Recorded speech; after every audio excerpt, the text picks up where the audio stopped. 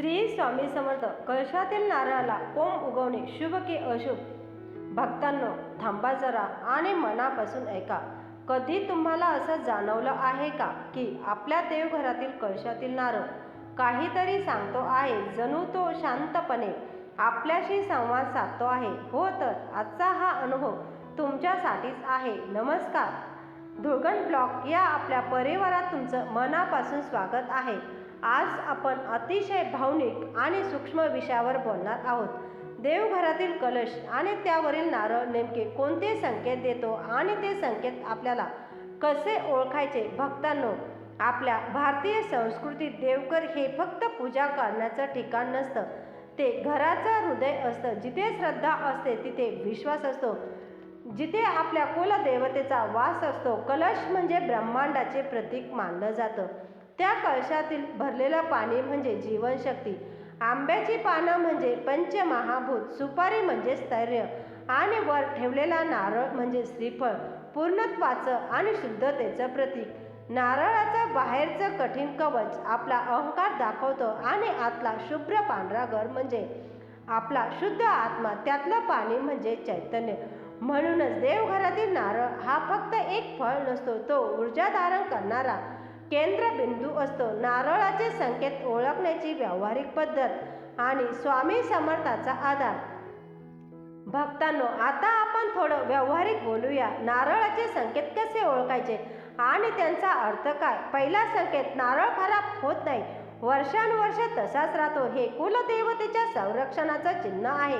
वैज्ञानिकदृष्ट्या नारळात अँटीबॅक्टेरियल गुणधर्म असतात, पण देवघरात श्रद्धेने ठेवला तर तो दैवी ऊर्जा शोषतो आणि टिकतो.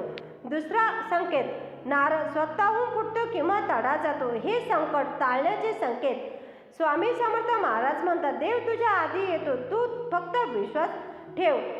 तिसरा संकेत, नारळावर अप्रत्यक्ष चिन्हे दिसतात, त्रिशूळ, स्वस्तिक किंवा डोळा. हे दैवी उपस्थितीचं लक्षण. चौथा संकेत, नारळातून हळूहळू पाणी गळतं, हे विसरलेल्या नवसाची आठवण. पाचवा संकेत, नारळ जड वाटतो किंवा हलकं वाटतं. जड असला तर सकारात्मक ऊर्जा, हलका असला तर सावध राहा. आता स्वामी समर्थांच्या शिकवणी जोडूया. ते म्हणतात, नारळ हे श्रीफळ आहे, ते फोडू नका जोपर्यंत मन सांगत नाही. एकदा एका भक्ताला मोठं कर्ज होतं. नारळ फुटला आणि लगेच पैसा आला. दुसऱ्या भक्तीला नारळावर स्वामींचे रूप दिसलं आणि घरात शांती आली. हे सर्व संकेत शास्त्रात सांगितले आहेत. गरुड पुराणात नारळाला अमृत फळ म्हटलंय. वैज्ञानिक म्हणतात, नारळ 9 महिने पाणी टिकवतो कारण त्यात इलेक्ट्रोलाइट्स असतात, पण श्रद्धेने ते दैवी बनतं. भक्तांनो, रोज सकाळी नारळाकडे पहा. 108 वेळा ओम श्री स्वामी समर्थाय नमः जपा. हे जप नारळाला चार्ज करेल आणि संकेत स्पष्ट करतील. जर नारळ हलकासा वाटला तर घर स्वच्छ करा, दान द्या. असं केलं तर संरक्षण कवच मजबूत होईल. हे संकेत दुर्लक्ष केले तर ऊर्जा कमी होते. म्हणून जागरूक राहा. स्वामी समर्थांच्या कृपेने तुमचे घर नेहमी सुरक्षित राहील. अनेक घरांमध्ये असा अनुभव येतो की देवघरातील नारळ साधारण नारळासारखा राहत नाही, तो वेगळा भासतो. काही वेळा तो महिनोन्महिने खराब होत नाही, वास येत नाही, बुरशी लागत नाही, काळेपणा येत नाही आणि ते पाहून मनाला एक वेगळीच भावना दाटून येते, जणू कोणीतरी आपल्यावर अदृश्यपणे हात ठेवून म्हणत आहे, घाबरू नको, मी आहे. श्रद्धेनुसार हा कुलदेवतेचा संरक्षणाचा संकेत मानला जातो. काही वेळा कोणताही धक्का न लागता नारळाला तडा जातो. आपण घाबरतो, पण थोडं शांत बसून विचार केला तर मन सांगतं, कदाचित घरावरचं संकट त्याने स्वतःवर घेतलं असेल. अशा वेळी भीती न बाळगता शांतपणे नमस्कार करावा आणि कृतज्ञता व्यक्त करावी. कारण भक्तांना देव त्रास देण्यासाठी नाही तर त्रास दूर करण्यासाठी येतो. काही घरांमध्ये नारळातून हळूहळू पाणी गळताना दिसतं. ते पाहून मनात प्रश्न येतो, हे का होत आहे? श्रद्धेनुसार हे एक सूचक चिन्ह असू शकते. एखादी विसरलेली परंपरा, एखादा नवस, एखादी पूजा जी राहून गेली असेल त्याची आठवण करून देणारा संकेत असू शकतो. अशा वेळी घरामध्ये शांतता ठेवावी, देवासमोर बसून मन मोकळं करावं आणि जप सुरू करावा. ओम श्री स्वामी समर्थाय नमः असा साधा जप सुद्धा मनाला आधार देतो. स्वामी समर्थ यांचं नाव घेतलं की अंतर्मनाला बळ मिळतं. भक्तांनो, काही वेळा देवघरात बसल्यावर एक वेगळी शांतता जाणवते. अंगावर हलका शहारा येतो, डोळे आपोआप मिटतात आणि मन स्थिर होतं. हा योगायोग नसतो, ही आध्यात्मिक अनुभूती असते. जिथे दैवी ऊर्जा असते तिथे मनाला स्थैर्य मिळते. काही भक्त सांगतात, नारळावर कधी त्रिशूळसारखी रेषा दिसते, कधी डोळ्यासारखा आकार दिसतो, टिळ्यासारखा चिन्ह दिसतं. अशा वेळी मनात भक्तिभाव जागा होतो, जणू कुलदेवता आपली उपस्थिती जाणून देत आहे असे वाटते. अशा संकेताकडे दुर्लक्ष करू नये. शांतपणे नमस्कार करून मनात धन्यवाद म्हणावं. काही वेळा घरात अचानक सकारात्मक बदल घडू लागतात. अडकलेली कामे मार्गी लागतात, घरातील वाद कमी होतात, आजारपणात सुधारणा होते, आर्थिक अडचणी थोड्या सैल होतात आणि आपण थोडा विचार करतो की हे कसं घडलं. श्रद्धेनुसार जेव्हा दैवी संरक्षण घरावर असतं तेव्हा आधी संकेत मिळतात आणि नंतर कृपा प्रकट होते. काहींना स्वप्नात मंदिर दिसतं, प्रकाश दिसतो, नारळ दिसतो किंवा देवतेचं नाव ऐकू येतं.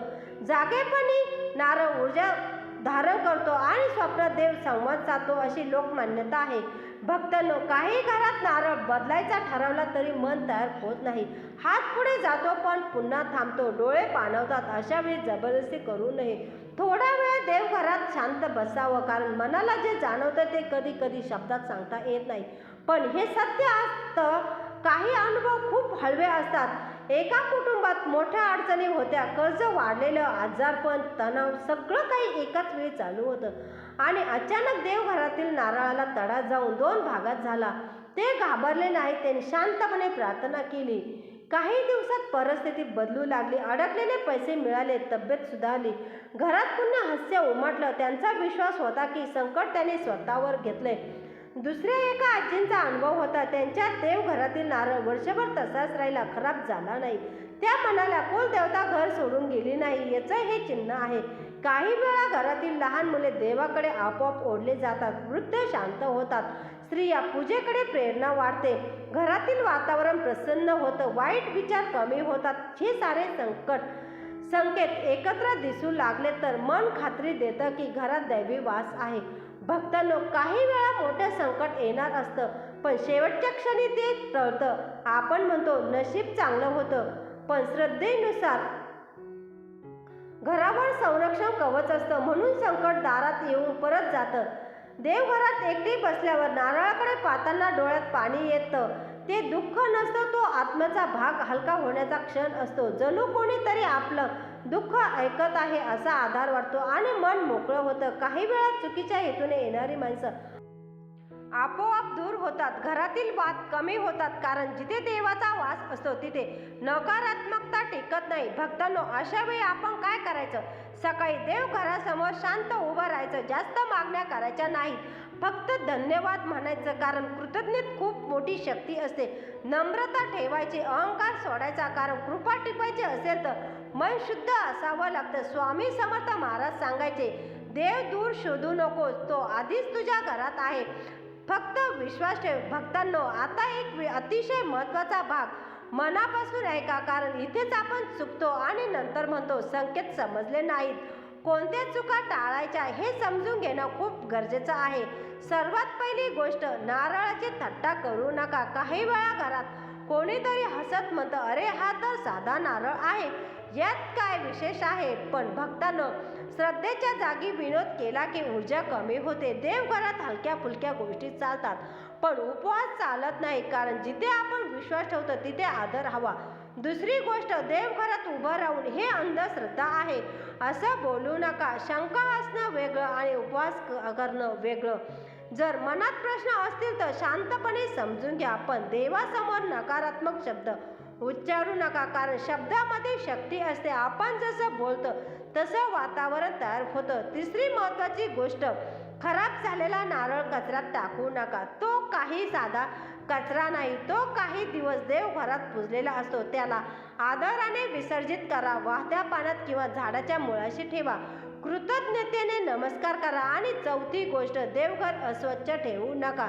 धूळ साचलेली असते, दिवा विझलेला असतो आणि आपण म्हणतो घरात शांतता नाही. भक्तांनो, जिथे स्वच्छता तिथे सकारात्मकता. देवाला मोठमोठे नैवेद्य नको असतात, पण स्वच्छ मन आणि स्वच्छ जागा नक्की हवी असते. लक्षात ठेवा, देव संकेत देतो, पण अहंकारामुळे माणूस दुर्लक्ष करतो. आपण जर नम्र राहिलो, आदर ठेवला, तर श्रद्धा जपली तर संकेत स्पष्ट दिसतात आणि कृपा अनुभवता येते. म्हणून या चुका टाळा. आपण देव आणि देवघराकडे प्रेमाने आणि जाणीवपूर्वक पहा.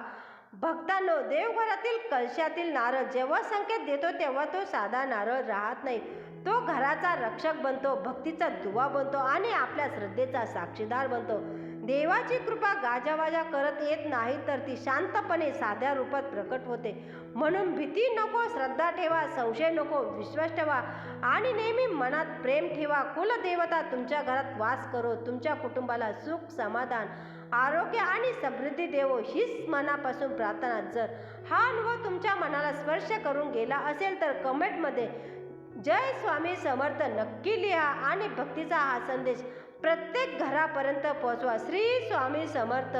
जय जय स्वामी समर्थ.